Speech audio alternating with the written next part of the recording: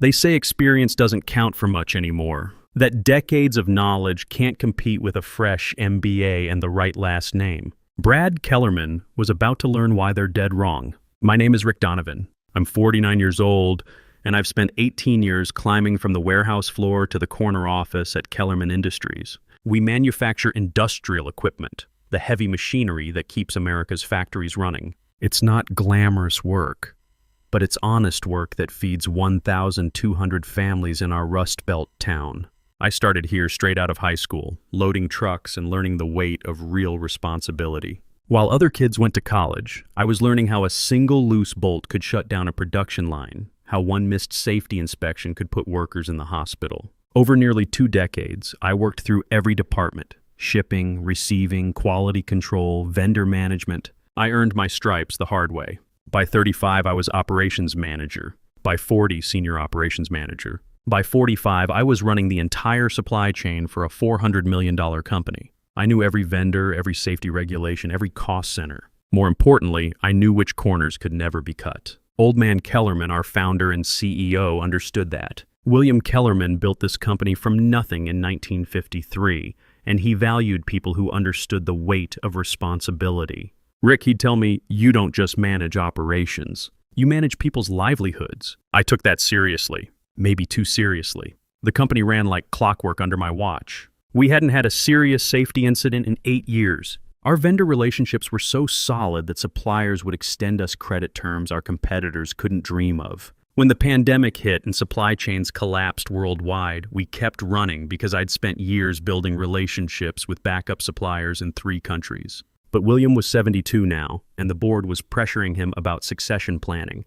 His son Brad had been working at McKinsey for 5 years, helping Fortune 500 companies optimize operational efficiency. The writing was on the wall. Brad Kellerman arrived on a Monday morning in March, wearing a $2,000 suit and the kind of confidence that comes from never having calluses on your hands. The announcement came in an all-hands meeting that felt more like a coronation. "I'm excited to introduce my son Brad as our new chief operating officer," Williams said, his voice carrying the weight of a father's pride and a businessman's pragmatism.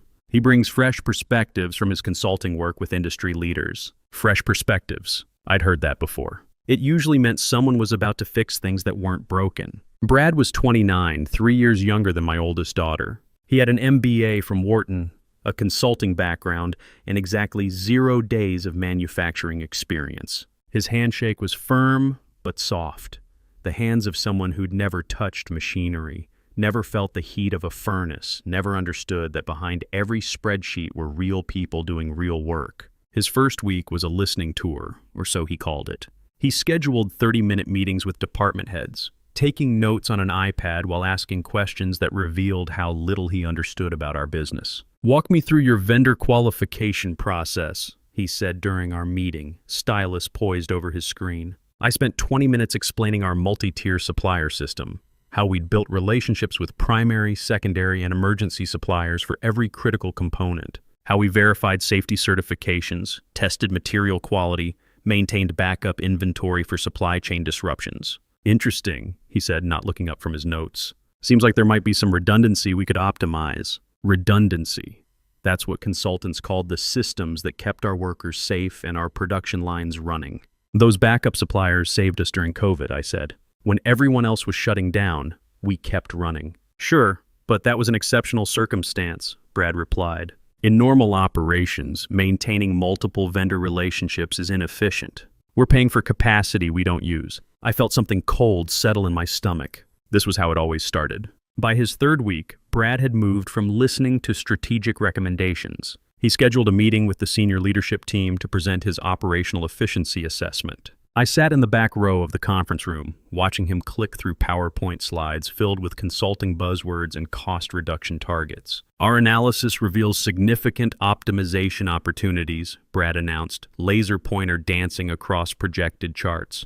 "We're maintaining 23% excess vendor capacity, storing 40% more safety inventory than industry standards, and operating compliance protocols that exceed regulatory requirements by an average of 15%. I almost laughed. Exceeding regulatory requirements wasn't waste, it was insurance.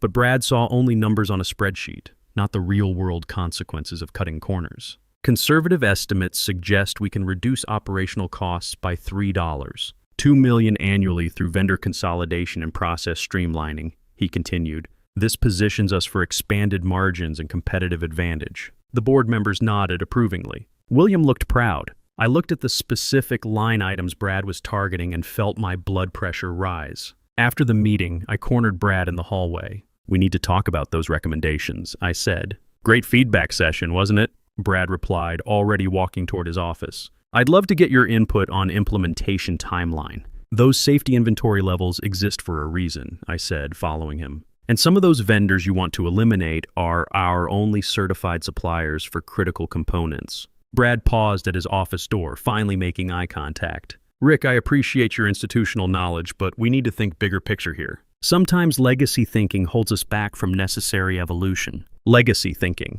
That's what he called 18 years of keeping this place running safely and profitably. Come by tomorrow morning, he said. I'll need access to your vendor management systems to start implementing these changes. Bring your login credentials. I want to review our supplier databases personally. The door closed between us, leaving me standing in the hallway with a sick feeling in my gut. That night, I sat at my kitchen table with a beer and 18 years of hard-earned wisdom churning in my head.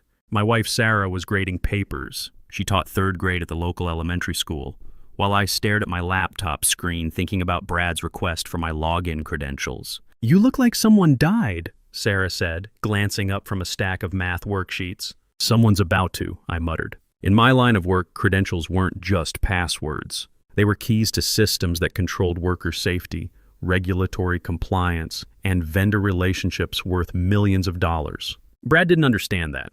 To him, they were just data points to optimize. But I understood something Brad didn't. Every system I'd built over 18 years was designed with safeguards, documentation, and audit trails. I'd learned early that in manufacturing, you document everything because when things go wrong, people want answers. And when they go really wrong, lawyers and regulators want proof. I opened my laptop and navigated to our vendor management portal. 18 years of supplier relationships stared back at me. Certified vendors, backup suppliers, emergency contacts. Brad wanted to streamline this into a leaner system based on cost alone. He had no idea that the most expensive suppliers were often certified for the most dangerous materials, that backup vendors existed because primary suppliers had failed before, that regulatory compliance wasn't bureaucratic waste, but legal protection. Over the next hour, I did something I'd never done before. I began documenting every single safety protocol, regulatory requirement, and vendor certification in our current system. Not because I was proud of it, though I was, but because I had a feeling I'd need proof of what we were about to lose. I created a comprehensive backup of every supplier qualification, every safety inspection report, every compliance audit from the past 5 years. Then I did something else. I set up detailed logging on my system access, creating automatic records of who accessed what, when, and what changes they made. If Brad wanted my credentials, he could have them, but everything he did with them would be documented. The next morning, I walked into Brad's office carrying a folder thick with documentation and a sick feeling about what I was about to enable. His office was already decorated with motivational posters about disruption and operational excellence, the kind of corporate theater that made my teeth ache. Rick, perfect timing, Brad said, gesturing to the chair across from his glass desk.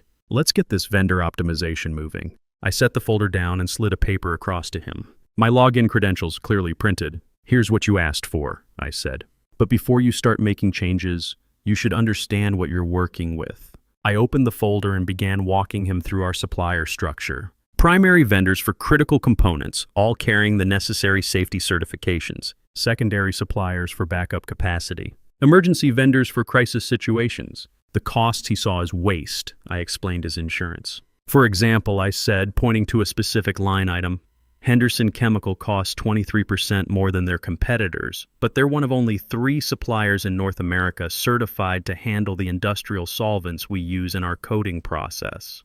The cheaper options don't have the proper storage facilities or transport certifications. Brad nodded, but I could see his attention drifting to his computer screen. Sure, but Henderson's been overcharging us for years because they know we're locked in.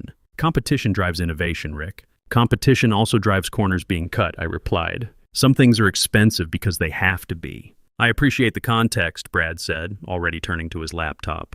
but I need to see the actual data to make informed decisions. The spreadsheet analysis only tells part of the story. He logged into the vendor portal using my credentials, and I watched 18 years of careful relationship building appear on his screen like items in a shopping cart. To him, they were just line items to optimize. To me, they were the foundation that kept 1,200 people employed and safe. "This is incredibly helpful," he said, clicking through screens of supplier data. "I'll spend some time this week reviewing the relationships and identifying optimization opportunities." I stood to leave, feeling like I'd just handed over the keys to a teenager. Over the next 2 weeks, I watched Brad systematically dismantle 18 years of operational safeguards using my own credentials. He worked fast, making changes with the confidence of someone who'd never seen the consequences of cutting corners in heavy manufacturing. My system logs told the story in brutal detail. On Tuesday, he terminated our contract with Henderson Chemical, switching to a supplier that charged 30% less but lacked proper hazmat certifications. On Wednesday, he canceled our backup inventory orders, reducing our safety stock to industry standard levels. On Friday, he eliminated 3 secondary suppliers, consolidating all orders with the cheapest bidders. Each change saved money on paper. Each change violated safety protocols I'd spent years establishing. But Brad didn't just cut costs. He started taking credit for the savings, presenting them to the board as his strategic innovations. I sat in weekly leadership meetings watching him use PowerPoint slides built from my vendor data, claiming that his operational insights had identified millions in waste. The key insight, Brad told the board during one presentation, was recognizing that legacy operational thinking was preventing us from achieving optimal efficiency. By applying modern supply chain principles, we've already realized $400,000 in quarterly savings. Legacy operational thinking. That was how he described the safety protocols that had kept our workers alive for 8 years. After the meeting, board members congratulated Brad on his fresh perspective. William Kellerman beamed with paternal pride. Several directors mentioned that this kind of innovative thinking was exactly what the company needed as it planned for the future. I said nothing. I just made notes, because what Brad didn't understand, what his McKinsey training had never taught him, was that in manufacturing, consequences have a way of revealing themselves. The vendors he'd eliminated weren't expensive because they were greedy. They were expensive because they followed safety protocols that prevented explosions, chemical spills, and worker injuries. The backup inventory he'd cut wasn't waste. It was protection against the supply chain disruptions that could shut us down for weeks. The emergency suppliers he'd canceled weren't redundancy. They were lifelines for when primary vendors failed during crises. Brad was about to learn these lessons the hard way. The breaking point came on a Thursday morning when I discovered what Brad had done with our chemical storage protocols. I was walking through the plant floor, conducting my usual safety inspection, when I noticed something that made my blood run cold. In Bay 7, where we stored industrial solvents, the specialized containment pallets had been replaced with standard wooden platforms. The expensive spill containment systems were gone, replaced with basic plastic sheeting. I pulled up the purchase orders on my phone. Brad had authorized the change 3 days earlier, switching from our certified hazmat supplier to a general industrial vendor. The savings, $23,000 quarterly. The risk, a chemical spill that could evacuate half the town. "What the hell is this?" I muttered, photographing the setup with my phone. I marched straight to Brad's office, but he was in meetings all afternoon. By the time I caught him, it was nearly 6 p.m. Most of the office had cleared out, leaving just the security lighting and the distant hum of the night shift. "Brad, we need to talk," I said, stepping into his office without knocking. He looked up from his laptop, annoyed at the interruption. "Rick, I'm preparing for tomorrow's board presentation. Can this wait?" "No, it can't," I said, showing him the photos on my phone. "You replaced our hazmat storage systems with wooden pallets and plastic sheeting. Do you have any idea what you've done?" Brad glanced at the photos and shrugged. "We rationalized our storage solutions to eliminate redundant safety protocols. The new system meets basic regulatory requirements at a fraction of the cost." "Basic regulatory requirements?" I stared at him in disbelief. "Those chemicals can eat through concrete. One spill and we're looking at an environmental disaster." "Rick, I appreciate your concern, but you're thinking about this wrong," Brad said, turning back to his laptop. "We can't let worst-case scenarios drive our operational decisions. That's how companies become inefficient." That's when I realized Brad wasn't just incompetent. He was dangerous. He was making decisions that could kill people, and he was too arrogant to listen to anyone who understood the consequences. You're right, I said quietly. We can't let worst-case scenarios drive our decisions. That night, I went home and made a phone call that would change everything.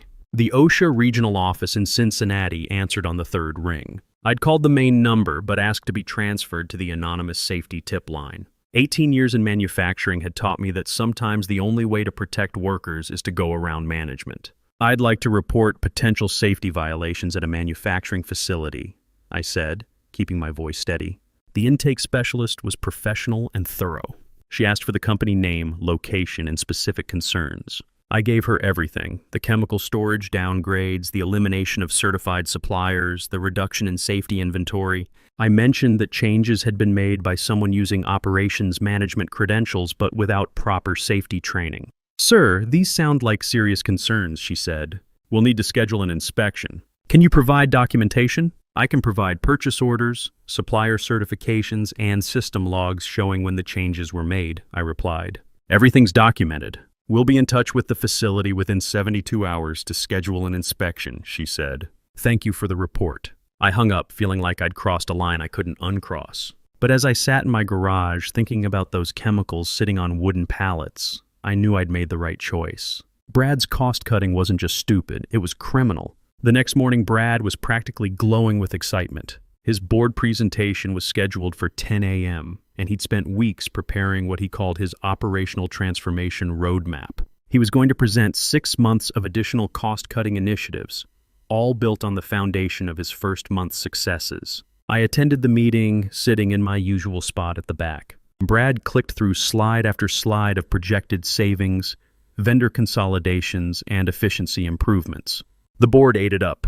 As you can see, Brad concluded, we're just getting started. By implementing these additional optimizations, we can reduce operational costs by another $8 million annually while maintaining full production capacity. William Kellerman stood up and applauded. Several board members followed suit. This is exactly the kind of innovative thinking we need, William said.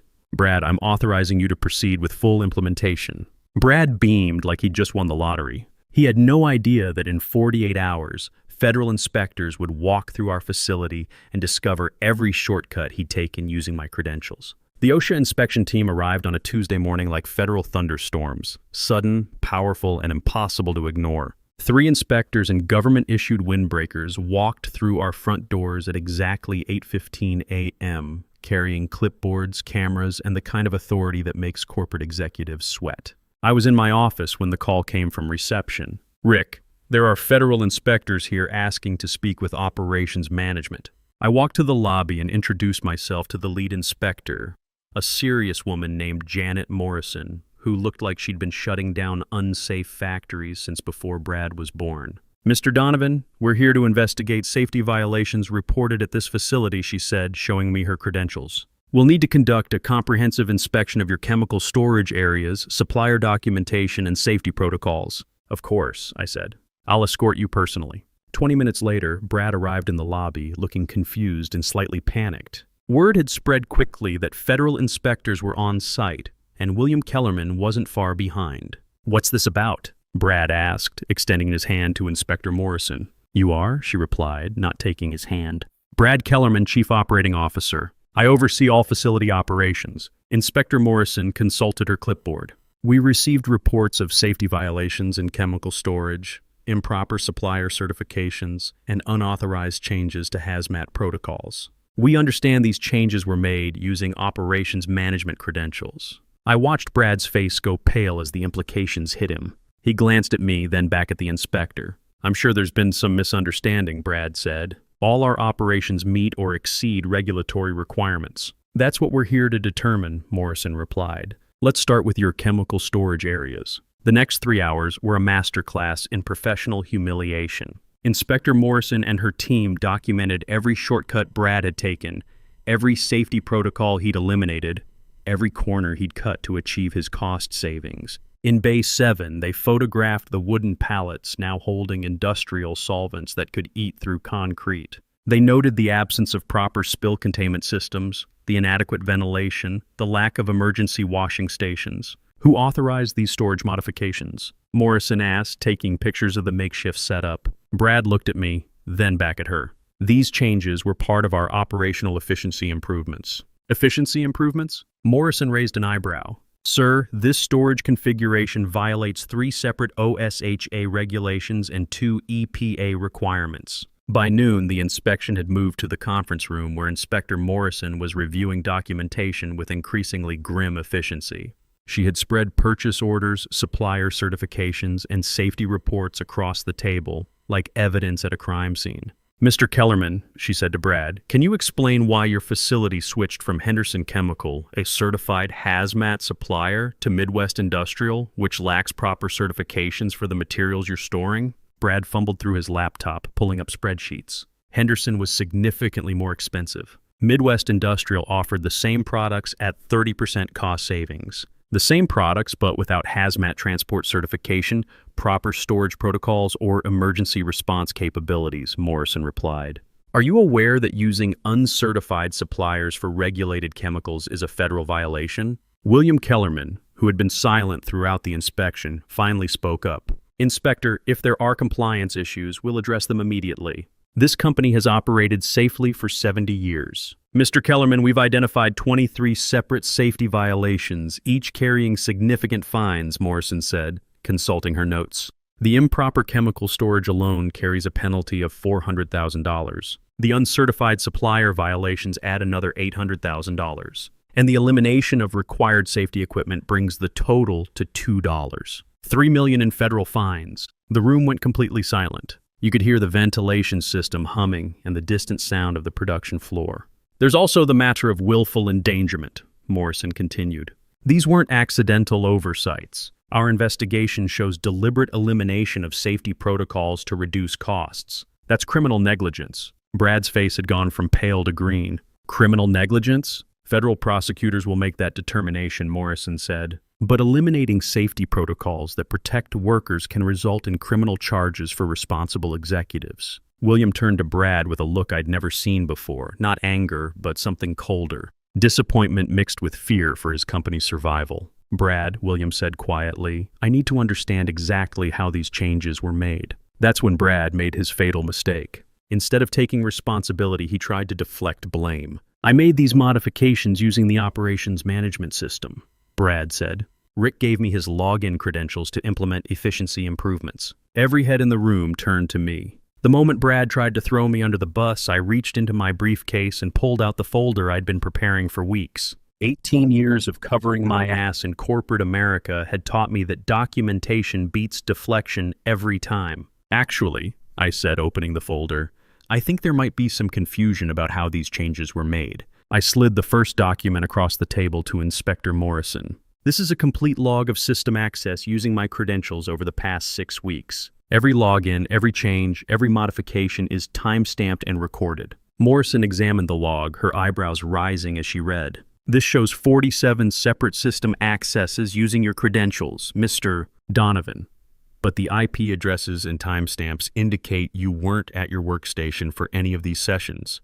That's correct, I said. Mr. Kellerman requested my login information to review our supplier systems. I provided it at his direct instruction. I pulled out the next document.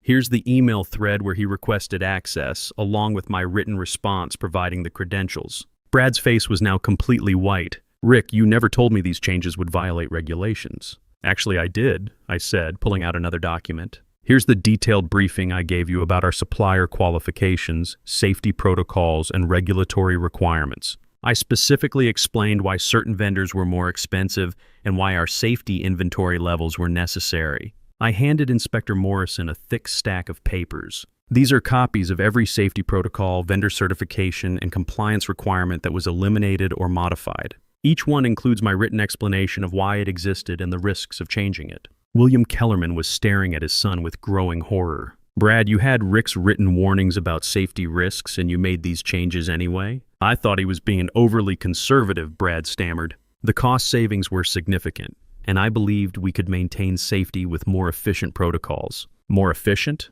Inspector Morrison looked up from the documents. You stored corrosive chemicals on wooden pallets and replaced emergency washing stations with basic sinks. There's nothing efficient about creating environmental hazards. I pulled out my final piece of evidence. Inspector, there's one more thing you should know. Every change, Mr. Kellerman made using my credentials was logged and documented in real time. I have a complete audit trail showing not just what was changed, but when and how it deviated from regulatory requirements. You documented everything? William asked, his voice barely above a whisper. Everything, I confirmed. 18 years in operations taught me that when safety is at stake, you document every decision and every warning you give. Inspector Morrison spent the next hour reviewing my documentation with the thoroughness of a federal prosecutor building a case. Every warning I'd given Brad was there in black and white. Every safety protocol he'd eliminated was documented with explanations of why it existed. Every regulatory requirement he'd violated was highlighted with my written warnings about the consequences. Mr. Donovan, Morrison said finally, this documentation shows you repeatedly warned Mr. Kellerman about regulatory violations and safety risks. Did he acknowledge these warnings? He dismissed them as legacy thinking and said I was being overly conservative, I replied. He believed his consulting experience gave him better insight into operational efficiency than my 18 years in manufacturing. William Kellerman looked like he'd aged a decade in the past hour. His son, his heir apparent, had not only violated federal safety regulations but had done so after being explicitly warned about the risks. Worse, he'd tried to blame the operations manager who documented everything. Brad, William said quietly, I need you to step outside while we finish this discussion. Dad, I can explain. Step outside, now. After Brad left, the conversation turned to damage control. Inspector Morrison explained that the violations were serious enough to trigger criminal referrals, but the company's cooperation and my documentation might help in any negotiation with federal prosecutors. The fact that Mr. Donovan documented his warnings and maintained audit trails shows the company has employees who understand their regulatory obligations, Morrison said. That's going to matter when prosecutors review this case. William turned to me with a look I'd never seen before, respect mixed with desperation. Rick, I need to ask you directly. Can we fix this? I'd been waiting 18 years for someone to ask me that question with genuine respect for my expertise. Yes, I said. But it's going to take time, money, and commitment to doing things the right way. Whatever it takes, William said. I'm putting you in charge of the remediation. Full authority, whatever budget you need, direct access to me and the board. For the first time in weeks, I smiled. I'll need to bring back Henderson Chemical, restore our safety inventory levels, and reinstall proper hazmat storage systems. It's going to cost about $1, $2 million to fix what Brad broke. Done, William said without hesitation. What else? I'll need a new title that reflects the authority you're giving me, I said. Vice President of Operations, reporting directly to you. Done, William said again. Rick, I should have done this years ago. After the inspectors left, promising to return in 30 days to verify remediation, William called an emergency board meeting. I wasn't invited to that discussion, but the outcome was swift and decisive. Brad Kellerman was terminated effective immediately. Not resigned, not reassigned, terminated. The board voted unanimously to remove him from all positions and strip him of any future ownership stakes in the company. When a federal investigation threatens criminal charges, even family loyalty has limits. I learned later that the board meeting lasted 4 hours. William had to explain how his son had used my credentials to implement dangerous cost-cutting measures despite repeated warnings about safety violations. He had to show them the $2, $3 million in federal fines we were facing, and the potential criminal liability that came with willful endangerment of workers. By Thursday morning, it was official.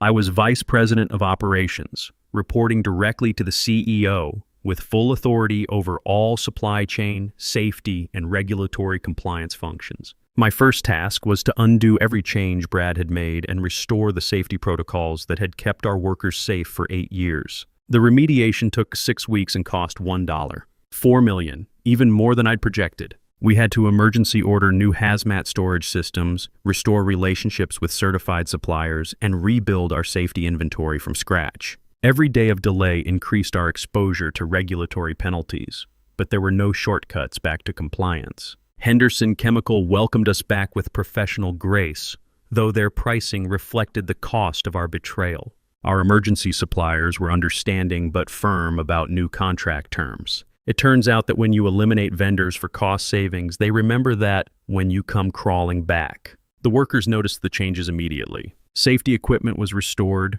proper storage systems were reinstalled, and the emergency stations Brad had eliminated were upgraded beyond their original specifications. I made sure every employee understood that safety was our top priority, not an afterthought to be optimized away. By the time OSHA returned for their follow-up inspection, we were cleaner than we'd been in years. Inspector Morrison spent 2 days reviewing our remediation and found 0 violations. The federal fines were reduced to $800,000 based on our cooperation and comprehensive fixes. 6 months later, I was sitting in the same conference room where Brad had presented his operational efficiency improvements to the board. This time, I was the one clicking through PowerPoint slides, but my presentation told a different story. Since implementing our enhanced safety protocols, I told the board, we've achieved 0 safety incidents, maintained 100% regulatory compliance, and actually reduced our operational costs by 12% through genuine efficiency improvements.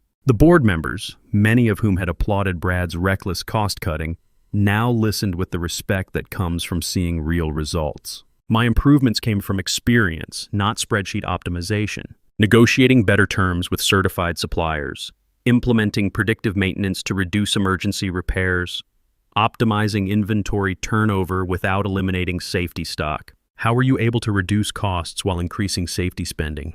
Asked Margaret Stevens, the board's longest-serving member. Because real efficiency comes from understanding your operations, not just analyzing them, I replied. When you know which costs are necessary and which are waste, you can cut the waste without compromising safety. William Kellerman looked older but wiser. The federal investigation had been closed without criminal charges, thanks largely to my documentation and the company's full cooperation. But the experience had sobered him about the difference between fresh thinking and dangerous ignorance. Rick, William said after the meeting, I owe you an apology. I should have promoted you to this level years ago. Maybe, I said, but I might not have appreciated it the same way if I hadn't earned it.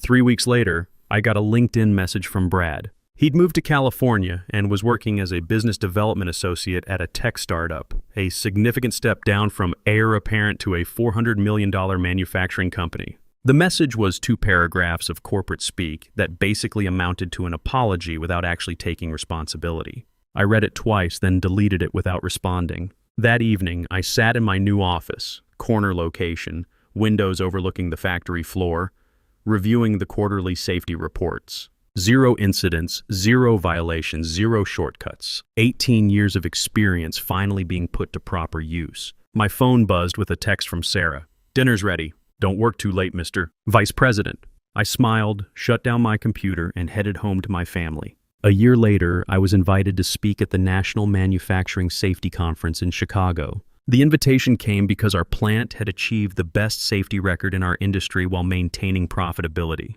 a combination that's rarer than it should be. Standing at the podium, looking out at 500 manufacturing professionals, I thought about the lesson Brad Kellerman had taught me without meaning to. Sometimes the best way to protect what you've built is to give someone exactly what they think they want. Experience isn't just about years on the job, I told the audience. It's about understanding that in manufacturing, there are no shortcuts to safety. Every protocol exists because someone learned a hard lesson. Every safety measure represents a choice between doing things right and doing things cheap. After my presentation, a young MBA approached me during the networking break. He looked exactly like Brad had. Expensive suit, confident handshake, fresh ideas about operational efficiency. Mr. Donovan, he said, I really appreciated your presentation. I'm starting as operations director at a plant in Ohio next month. Any advice for someone bringing fresh perspectives to manufacturing? I studied his eager face and remembered myself at 22, hungry to prove my worth. The difference was, I'd started in the warehouse and worked my way up. This kid was starting in management and working his way where? Listen more than you talk, I said. Learn why things are done before you try to change them. And remember that the people who've been there longest usually know something you don't. He nodded enthusiastically, but I could see in his eyes that he'd already decided he was different. He was the innovator who would optimize what others had built through outdated thinking. I handed him my business card. Call me if you have questions, I said. Manufacturing is a tough teacher, but it's honest. It shows you the consequences of your decisions pretty quickly. 6 months later, he called. His plant had failed a safety inspection after he'd streamlined their chemical storage procedures. He wanted advice on handling regulatory investigators. I gave him the same advice I wish someone had given Brad. Tell the truth, take responsibility, and fix the problems the right way. Some lessons can only be learned through failure, but at least they can be learned. These days I keep my login credentials to myself, not because I don't trust people, but because I've learned that trust has to be earned through understanding, not just authority. When someone wants access to systems that protect workers' lives, they need to prove they understand what they're asking for. The factory runs safely. Our workers go home healthy every day. And I sleep well knowing that 18 years of experience finally got the respect it deserved. Sometimes the best revenge is simply being right all along. They say just forget. Move on like it's easy. But forgetting you feels like remembering someone I've never seen. I've been trying to erase you from the places in my mind, but the harder that I fight it, the more you're hard to leave behind. Every memory keeps slipping through the cracks I try to close, like a face I should remember, but somehow never know. Forgetting you feels impossible, like chasing something I can't hold, like trying to remember someone that I've never even known. I keep reaching through the silence for a past I can't undo, 'cause letting go of what we had feels like losing something true. Every moment turns to fragments, every thought just fades to blue, like I'm searching for a feeling that still only leads to you. Forgetting you feels impossible, like chasing something I can't hold, like trying to remember someone that I've never even known. I keep reaching through the silence for a past I can't undo, 'cause letting go of what we had feels like losing something true.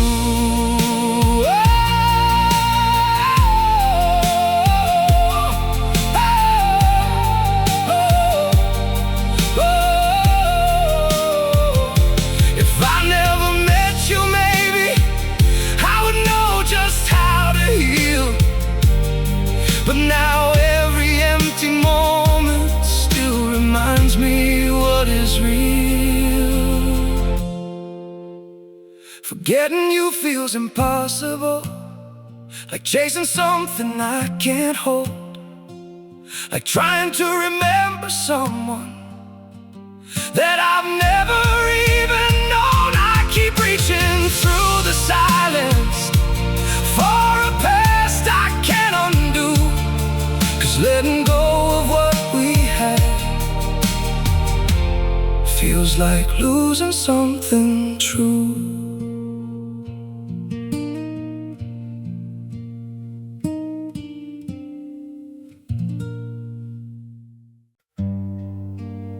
Some days feel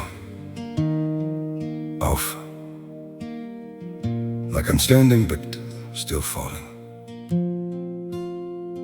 A little pain, a little tired, and no one to tell it all to. There are days that feel unsteady, like I'm drifting out of place. Every step just feels so heavy, with a smile I have to fake. A little hurt I keep inside me, a little weight I always hide, and 1,000 quiet worries I've been holding deep inside. There's no one here to tell it to, no one who would understand. So I carry all these feelings like they're slipping through my hands. A little broken, little lost, trying hard to just get through. All these nights I stay awake with everything I never say to you. I keep walking through the silence like it's all I've ever known. Every crowded room reminds me how it feels to be alone. There's no one here to tell it to, no one who would understand. So I carry all these feelings like they're slipping through my hands. A little broken, little lost, trying hard to just get through. All these nights I stay awake with everything I never say to you.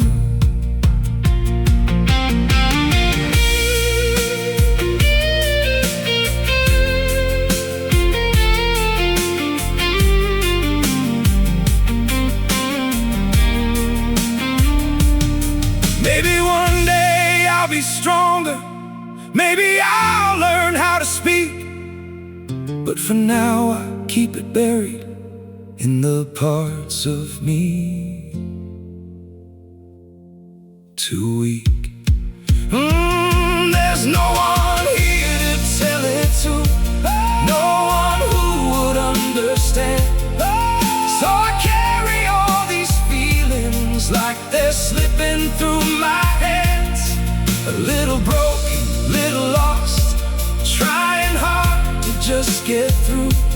All these nights I stay awake with everything I never say to you.